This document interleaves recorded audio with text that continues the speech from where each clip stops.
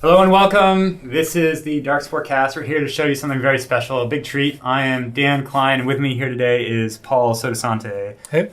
I'm a gameplay engineer on the project. Paul's our system designer, and I want to, first off, as we start to play here, warning, we're still pre-alpha. Everything here that you see is going to be in development, subject to change. Paul, why don't you give us a little intro? What are we seeing? All right, so me and Dan here are playing a co-op PvE mission. We're going in together to fight on a planet called Cryos. Cryos is actually, as you can see, a frozen planet, but the ice is over a plasma core. And the progenitors have used technology to freeze over the planet's surface. And one of the unique things about Darkspore is that it's squad-based gameplay. So each of us is controlling 3 different heroes, and we're switching between them. So if you watch, you'll be able to see, when one of us gets low on life or one of us gets low on power, which is what charges your abilities, we'll actually switch. And right there you can see that Dan actually switched over to Sage. That's right. It looks like I was getting very low on health. This is a horde that we jumped right into. A lot of action right off the front. The A director just jumped in, gave us a really hard encounter. And I got into trouble right away. But a lucky switch very early, and now the fight seems to have cooled down. We're under control, spreading out here. Tell me a little bit about... It looks like I'm on fire there. Where'd that come from? All right, so one of the enemies we're fighting right now is called Winged Pterosaur. That's the guy that you can see at the top of the screen right now. He's pink. He is very pink. That's actually because Jinx, who I'm controlling right now, has cursed him. Jinx has an ability called Curse of Weakness, which it's an AoE. He can cast it on an area of guys, and it makes them all take extra damage and deal less damage for about 20 seconds, I think. It's really powerful. And there was an excellent switch. Arachna, the spider that I had been playing with before, the first character, was still hurt quite a bit, and Paul switched to Metatron. Metatron's a strong healer. Used that heal spell to bring me back up, and there's a green orb, so now we're back up to full, ready to charge back in. Right, green orbs allow you to restore health to the entire party. Anyone who's standing around them when they're picked up will gain health back.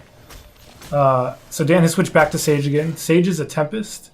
So we have 3 classes of creatures in the game, and Tempests are sort of like mages. Nice pull. Nice pull from Magnus. Yeah, Magnus is a Sentinel. These are a tank strength kind of guys, and Magnus has control of gravity, so you can actually see him. He is a great tank because he can maneuver the positioning of the fight, and if his friend is getting overwhelmed, he can pull those guys away and take the heat off of them. So we got the Tempest here, Sage. We got Magnus, who's a Sentinel, another good pull, initiating the fight. And Sage throwing down what looks like the Tree of Life. That's a heal spell, an area heal that's going to heal both of his companions and his pets. Keep them in the fight. Nice, early, easy spell to throw down.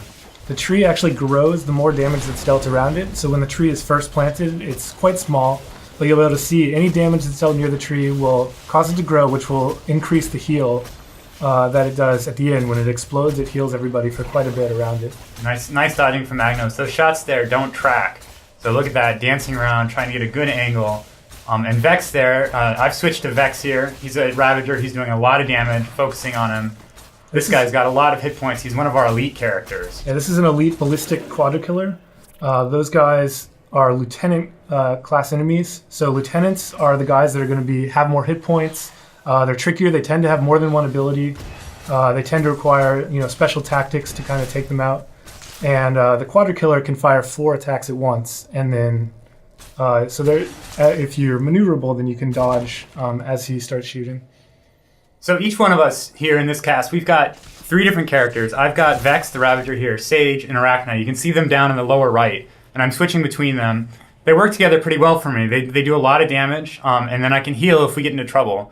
Likewise, Paul's got Jinx, who's a ranged Tempest. He's got Metatron, the healer, and Magnus, the big giant Sentinel. And we'll be switching between them as we go through the level as circumstances warrant. A lot of the game is about switching.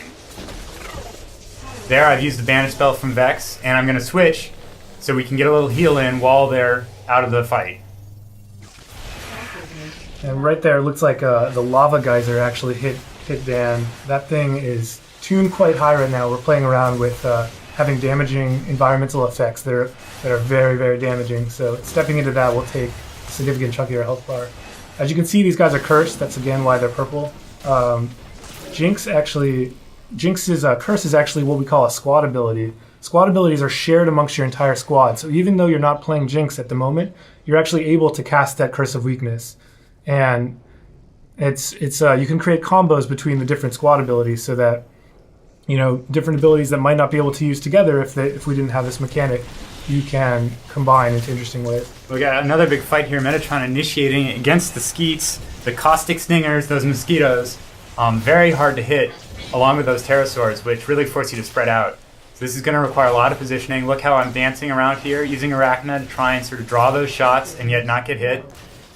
Arachna's getting a little hit low here, but actually I've stepped in and healed him with Metatron's Reconstruction, which not only is a heal over time, but also actually increases the maximum health of the target. So Arachna now has buffed health for the next 30 seconds. And there, Magnos pinning the pterosaur in the corner. We're able to take them out one by one. Nice and easy. So the goal here, as we play through this level, this is the first time you may have even seen the game before, we're trying to defeat the Darkspore, cleanse the planet of this infection. All these creatures have been brought in with the infectious DNA. We're going to take it back to our ship and use it to sort of make our heroes stronger and more powerful. But before we do that, there's some DNA that dropped right now. We're going to pick that up in a second. Before we can go back, we've got to cleanse the planet and deal with all these enemies. We're going to get scored based on how well we do, both on how many heroes we lose, how fast we do it, how many monsters that we kill.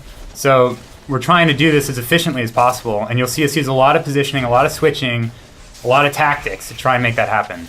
So right there, Dan just used a squad ability of his own. Vex has an ability called Time Freeze that allows him to jump across the screen and deal damage to an enemy and then freeze time around him.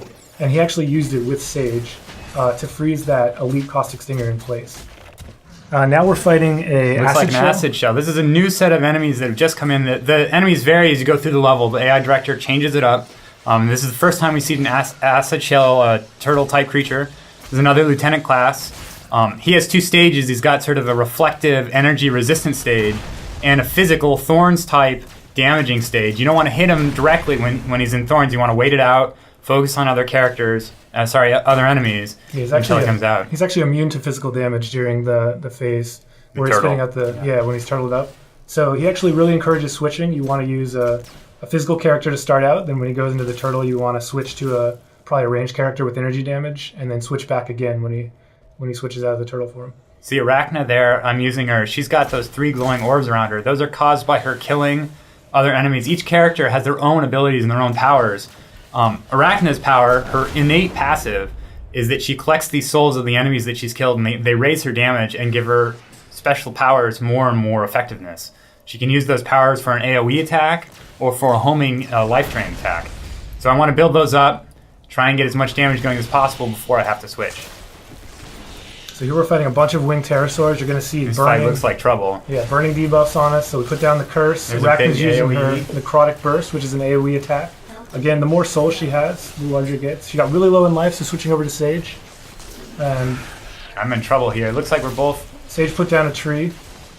She's going to heal the team. Looks like Jinx is using an ability called Life Force Siphon that actually steals health from an enemy and gives it back to Jinx. And then on top of that, reduces all damage that he takes by half. Again, Dan got really low there, but a key switch over to Vex. And it worked out nicely. We had a nice root ability. That's Sage's squad ability. Was that Sage's... that was Sage's... Virulent Vines. My mistake. That's not his squad ability. I used that before I switched. So right there you see Time Freeze again. Knocking the guy down, taking him out of the fight so we can concentrate on him. Ballistic Quadrikillers actually... So they have a very powerful attack. They shoot a barrage of 4 lightning orbs right in a row. But in between each of those barrages, they actually become exhausted, and the players can sort of choose to, wake them up by attacking them, which will cause them to immediately launch into another barrage, or they can choose to avoid them and kind of take the reprieve and deal with other enemies. There's a little bit of strategy in how you approach those guys. Oh, I got frozen. One of the things about Cryos is there are these freezing objects, these air conditioners that can lock you out of the fight if you aren't careful. You can destroy them, but putting your attention on them does force you to turn your attention away from the main battle.